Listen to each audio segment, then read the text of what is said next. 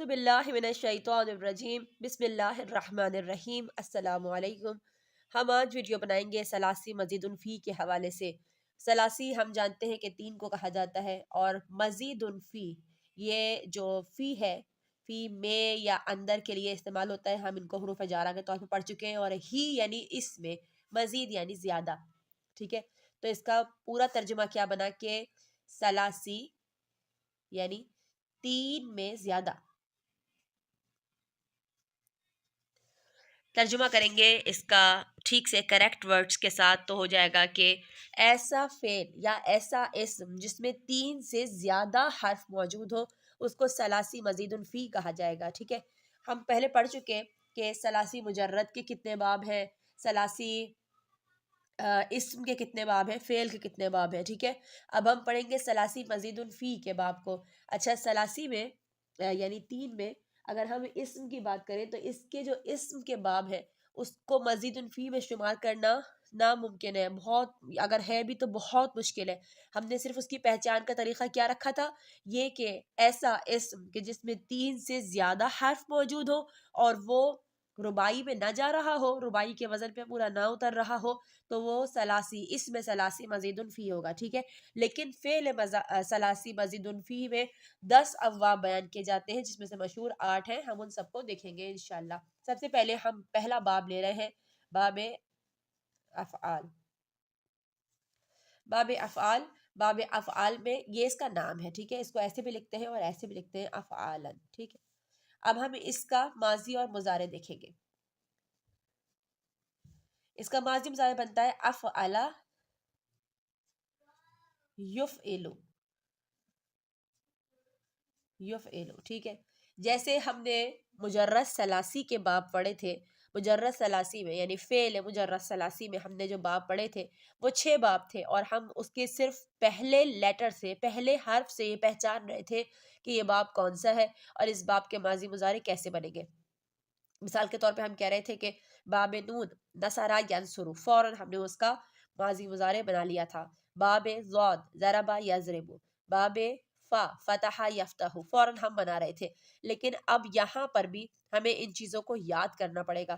جیسے ہم کہیں باب افعال تو فوراً ہم اس کا ماضی بنائیں افعلا، مضارع بنائیں یفعلو۔ اب جتنے بھی بنیں گے لفظ وہ اسی پیٹرن پر بنتے جائیں گے۔ جیسے ہم نے ایک مادہ لیا خراجیم، ٹھیک ہے۔ اس کا ماضی مضارع بنائیں آپ مجرد ثلاثی پہ جا کے تو یہ بالکل بنے گا، یہ باب نصرہ سے بنے گا، ٹھیک ہے۔ ماضی میں یعنی ہم اس کا بنا رہے ہیں مجرد ثلاثی میں، ٹھیک ہے۔ تو کیسے بنے گا، خرجا یخرجو، یخرجو، ٹھیک ہے۔ لیکن اب میں آپ سے کہوں کہ اب آپ اس کو مزید فی میں جا کر بنائیں، مزید فی میں جا کے بنائیں باب افعال کے ذریعے۔ تو آپ کیسے بنائیں گے، خرجا سے آپ بنائیں گے اخرجا، اور یفعلو ہے نا تو یخرجو، یخرجو۔ جیسے ہی ہم نے اس حرکت کو بدلا اور اس میں یہاں پہ ایک حمزہ بڑھایا، اس کے اعراب میں تبدیلی کی، تو فوراً اس کے ترجمے میں بھی تبدیلی آ گئی۔ یعنی جیسے ہی یہ خرجا یخرجو سے اخرجا یخرجو بنا تو فوراً اس کے ترجمے میں بھی تبدیلی آئے گی۔ ترجمے میں کیا تبدیلی آئے گی، جو مجرد ثلاثی ہے، مجرد ثلاثی ترجمے کو کس طرح سے بناتا ہے، یعنی یہ فعل لازم بناتا ہے۔ فعل لازم کی تعریف ہم یہاں پہ لکھ لیتے ہیں۔ فعل لازم وہ ہے کہ جس کا اثر خود فاعل پر پڑتا ہے، خود فاعل پر پڑتا ہے۔ یعنی جیسے خرجا وہ نکلا، یعنی وہ خود نکلا، ٹھیک ہے۔ کسی اور کو اس نے نکالا نہیں، وہ خود نکلا۔ لیکن جیسے ہی ہم اس کو باب افعال میں لے کر گئے اور ہم نے یہاں پہ لکھا اخرجا، تو اب اس کا مطلب یہ نہیں ہوگا کہ وہ نکلا، بلکہ اس کا مطلب یہ ہوگا کہ اس نے نکالا۔ تو اس نے کیا نکالا، کسی چیز کو اس نے نکالا۔ تو یہ جو اثر مفعول پہ پڑ رہا ہے یہی فعل متعدی ہے۔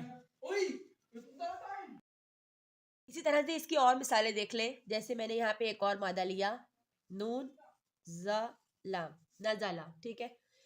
ہم بنائیں مجرد ثلاثی میں اس کا ماضی مضارع تو کیسے بنے گا؟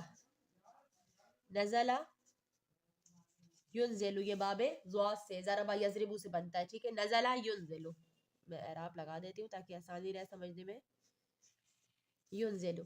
لیکن اب اس کو آپ لے کے آ جائیں باب افعال میں، اور باب افعال کا پیٹرن ہمیں کیا یاد رکھنا ہے؟ اس کا ماضی مضارع کیسے بنے گا؟ افعلا یفعلو، یفعلو، تو فوراً ہم نزلہ کو افعلا یفعلو کے پیٹرن میں تبدیل کر دیں گے، انزلہ ینزلو، ینزلو، ٹھیک ہے، انزلہ ینزلو، اس نے نازل کیا، وہ نازل کرتا ہے یا وہ نازل کرے گا۔ اس کی کئی مثالیں بھی موجود ہیں، جیسے ہم پڑھتے ہیں اِنَّا أَنزَلْنَاهُ فِي لَيْلَةِ الْقَدْرِ، اِنَّا أَنزَلْنَاهُ، انزلناہ میں کون سی ضمیر موجود ہے؟ یعنی ہم نے جب اس کی پوری گردان بنائی تو انزلہ، ان چیزوں کو ہمیں یاد کرنا پڑے گا، انزلہ، انزلہ، انزلو، یہ سب ہم پڑھ چکے ہیں پہلے، انزلت، انزلتا، انزلنا، انزلتا، انزلتما، انزلتم، انزلتی، انزلتما، انزلتن، انزلتو، انزلنا، صحیح ہے۔ اب آپ کہیں انزلناہو، تو ہو جو ہے، یہ جو ہو ہوگا آخر والا، یہ ضمیر ہوگا اس کے لیے، یعنی غائب مذکر کے لیے، اور کتاب مذکر ہوتی ہے، ٹھیک ہے، اور انا جو ہے وہ بے شک بے تحقیق کے لیے آتا ہے، صحیح، اور انزلنا، یہی یہ والا پیٹرن موجود ہے یہاں پہ، انزلہ والا، انزلہ کا انزلنا کون سا والا صیغہ ہے؟ یہ ہے جمع متکلم کا صیغہ، یعنی بے شک ہم نے نازل کیا اسے، انزلناہ، اسے، ہو کی ضمیر نے بتایا کہ غائب مذکر کی طرف اشارہ، بے شک ہم نے اسے نازل کیا فی لیلۃ القدر، فی ہے حروف جارہ یعنی میں، لیلۃ القدر یعنی قدر والی رات میں۔ اس طرح سے ہم ان لفظوں کو پہچانیں گے انشاءاللہ۔ اس کی اور مثالیں بھی دیکھیں گے، لیکن سب سے پہلے یہ دیکھیں، یہ جو نزلہ ہے، یا پھر یہاں پہ جو ہم نے کیا خرجہ، یہ تو ہے فعل صحیح، ٹھیک ہے۔ اس سے پہلے کہ ہم اس کی مزید مثالیں دیکھیں، ہم پہلے ایک اور چیز کو سمجھ لیتے ہیں۔ ابھی تو ہم صحیح فعل کی مثال دیکھ رہے تھے، اگر ہم غیر صحیح فعل کی مثال دیکھیں، غیر صحیح فعل کون سا ہوگا؟ پہلے اس کی تعریف دیکھ لیں۔ اگر کسی فعل میں، اس کے مادے میں، فعل کے مادے میں تین چیزیں آ جائیں، تین چیزوں کے نام میں لکھتی ہوں ابھی، تو وہ صحیح نہیں ہوگا، یعنی وہ غیر صحیح فعل ہوگا۔ یہ والا صحیح وہ نہیں ہے کہ صحیح نہیں ہوگا، غلط ہوگا، غیر صحیح فعل ہوگا، ٹھیک ہے۔ وہ تین چیزیں کون سی ہیں؟ نمبر 1 چیز یہ ہے کہ حرف کی تکرار، اس کو لکھ لیں، یہ آگے بہت زیادہ کام آئے گا۔ دوسرا حمزہ، اور تیسرا حروف علت۔ حروف علت کیا ہیں؟ الف، واو یا پھر یا، یہ آ جائیں تو پھر کیا ہوگا؟ وہ فعل غیر صحیح فعل ہوگا۔ اس کو کس طرح سے بنایا جاتا ہے ہم اس کو دیکھیں گے۔ اس میں پہلی مثال ہے محموز کی، محموز کی، محموز حمزہ سے ہے، ٹھیک ہے، یعنی اگر کسی لفظ میں حمزہ آ رہا ہے تو ہم اس کو کہیں گے محموز۔ اور کیسے محموز کہیں گے؟ اگر یہ حمزہ، ٹھیک ہے، یہ حمزہ آ رہا ہے فا کی جگہ پہ، تو یہ بنے گا محموز محموز الفا۔ اگر یہ آ رہا ہے عین کی جگہ پر، یعنی یہاں پہ کچھ آ گیا اور یہ بیچ میں عین کی جگہ پہ آ رہا ہے، تو یہ بنے گا محموز العین۔ اور اگر یہ آ رہا ہے لام کی جگہ پہ، صحیح، تو یہ بنے گا محموز اللام۔ میں یہاں پر ایک مثال لے رہی ہوں، حمزہ میم نون، یہ ایک مادہ ہے، ٹھیک ہے۔ اس مادے کو پہلے ہم باب افعال میں جا کے چینج کر لیتے ہیں۔ باب افعال کا پیٹرن ہمارا کیا ہے؟ افعلا یفعلو، پیٹرن اس لیے بار بار لکھ رہی ہوں تاکہ یہ یاد ہو جائے۔ افعلا یفعلو، اس حمزہ میم نون کو پہلے اسی پیٹرن پہ چینج کر دیں۔ ایک حمزہ لگائیں گے زبر کے ساتھ، جو جس طرح سے ہم لگاتے ہیں، یہ جو ہمارے فارمولے کا الف ہے، ٹھیک ہے، ہم نے یہ لگا دیا. اس کے بعد یہ حمزہ، کیونکہ یہاں پہ ساکن ہے، یہ فا کی جگہ پہ ہے نا، فا ساکن ہے، تو حمزہ کو بھی ساکن کیا. اس کے بعد میم عین کی جگہ پہ، ایسے کا ایسے ہی آگے زبر کے ساتھ. اس کے بعد نون جو ہے وہ لام کی جگہ پہ ایسے کا ایسے ہی آگے زبر کے ساتھ. حرکتیں ساری کون سی دے رہے ہیں؟ وہی کہ جو ہمارے پاس پیٹرن میں موجود ہے. آمنا، یہ میں بعد میں بتاؤں گی، تھوڑا سا چینج ہے، ٹھیک ہے. یہ بن گیا آمنا، آمنا. لیکن اس طرح سے اس کو لکھا نہیں جاتا قرآن میں. کس طرح سے لکھا جاتا ہے؟ اگر دو حمزہ جمع ہو جائیں، ایک متحرک ہے اور ایک ساکن ہے، تو ہم ساکن والے حمزہ کو متحرک والے حمزہ کی حرکت کے موافق چینج کر دیتے ہیں. یہاں پہ کون سی حرکت ہے؟ زبر، اور زبر کے موافق کون سا حرف ہوتا ہے؟ الف. تو ہم نے اس کو الف میں چینج کر دیا، ٹھیک ہے. لیکن ایسے بھی یہ لکھا نہیں جاتا. جب ہم اس کو لکھیں گے تو اس کے اوپر ایک چھوٹا سا الف بنا دیں گے، اس کو ایک چھوٹے سے الف کی یعنی کھڑی زبر کی شکل دے دیں گے، ٹھیک ہے. اور ایسے کر کے یہ بنا دیں گے آمنا. یہ قرآن میں اتنا زیادہ استعمال ہوا ہے، اور ہم بار بار دیکھتے ہیں یا ایھا الذین آمنو، یا ایھا الذین آمنو. ایک بہت مشہور آیت ہے نماز کے حوالے سے، یا ایھا الذین آمنو استعینوا بالصبر والصلاۃ، اے ایمان والو نماز سے اور روزے سے مدد مانگو. ان اللہ مع الصابرین، بے شک کہ اللہ صبر کرنے والوں کے ساتھ ہے. اس کے علاوہ بھی کتنی مثالیں ہیں جس میں یا ایھا الذین آمنو کی اصطلاح استعمال ہوئی ہے. وہ آمنو اسی آمنہ سے ہے. آمنو ہم جانتے ہیں یہ جو جمع ہے، یہ جم کا صیغہ ہوتا ہے مذکر کے لیے، یعنی ہم اس کی گردان جب بنائیں گے تو پھر ہمارے پاس آمنو آ جائے گا. تو یہاں پہ یہ پہلا بن گیا آمنا. اب ہم یفعلو کو دیکھیں گے کیسے چینج کرنا ہے. پہلے تو ہم بالکل پیٹرن کے حساب سے اس کو چینج کر لیں گے، یعنی یا کو ہم نے ایسے کا ایسے ہی لکھ دیا. یہ جو اس کی حرکت ہے، اس کو حرکت بھی ہم ایسی کی ایسے ہی دے دیں گے. پھر ہمارے پاس ہے حمزہ، حمزہ کو ایسے ہی چھوڑ دیں گے، اور اس کے اوپر جزم ہے، جزم بھی ایسے ہی لگا دیا. پھر ہمارے پاس ہے عین، مکسور ہوتا ہے، اس کے میم کو مکسور کر دیں گے. اور پھر ہمارے پاس ہے لام پیش کے ساتھ، تو ہم اس کے یہ جو ہمارے پاس مادہ ہے، ہم اس کے نون کو بھی مضموم کر دیں گے، ٹھیک ہے. تو ہمارے پاس کیا بن گیا؟ یؤمنو، یؤمنو. صحیح.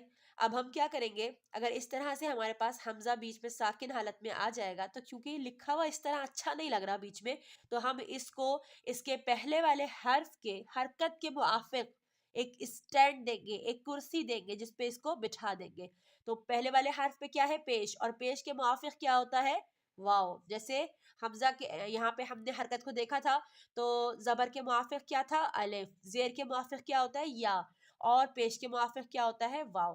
تو ہم نے یہاں پر یہ ایسے کا ایسے ہی لکھا، اور حمزہ کو کرسی دینے کے لیے، اسٹینڈ دینے کے لیے پیش کے موافق واو لگا دیا. یہ واو نہیں ہے، یہ اس حمزہ کے لیے، یہ ساکن حمزہ بیچ میں ایسے رکھا ہوا اچھا نہیں لگ رہا تھا، تو اس حمزہ کے لیے اسٹینڈ بنا کے دیا ہے، ٹھیک ہے. اس پہ حمزہ ایسے کا ایسے ہی آ گیا ساکن حالت میں، اور پورا ایسے ہی ہو گیا یؤمنو. یہ یؤمنو کی اصطلاح بھی قرآن میں کتنی زیادہ موجود ہے ہم جانتے ہیں، ٹھیک ہے. یؤمنو مادوں کو لکھ لیا ہے. آئیے ہم ان کو دیکھ لیتے ہیں. خرجہ، نزلہ، بلغہ، فلاحہ. ہم اس کو جب باب افعال میں تبدیل کریں گے، یہ قرآن میں متعدد طور پہ اس کی مثالیں موجود ہیں. ہم قرآن سے اس کی مثال دیکھیں گے ایک ایک آیت کے طور پہ بس. تو خرجہ کو چینج کریں گے، اوپر پیٹرن لکھ لیں تاکہ بار بار آپ کو آسانی رہے اس کو پڑھنے میں اور یاد کرنے میں. افعلا یفعلو، ٹھیک ہے. افعلا یفعلو. خرجہ سے بنائیں گے اخرجہ یخرجو. اخرجہ یخرجو کا مطلب کیا ہوگا؟ کہ اس نے نکالا، یا پھر اس نے نکالا یہاں پر، اور یہاں پر کہ وہ نکالتا ہے یا نکالے گا. نزلہ، نزلہ سے بنائیں انزلہ ینزلو.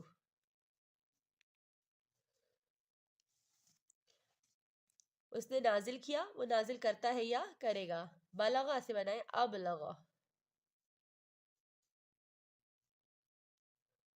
اس نے پہنچایا، اور آگے یبلغو سے وہ پہنچاتا ہے یا پہنچائے گا.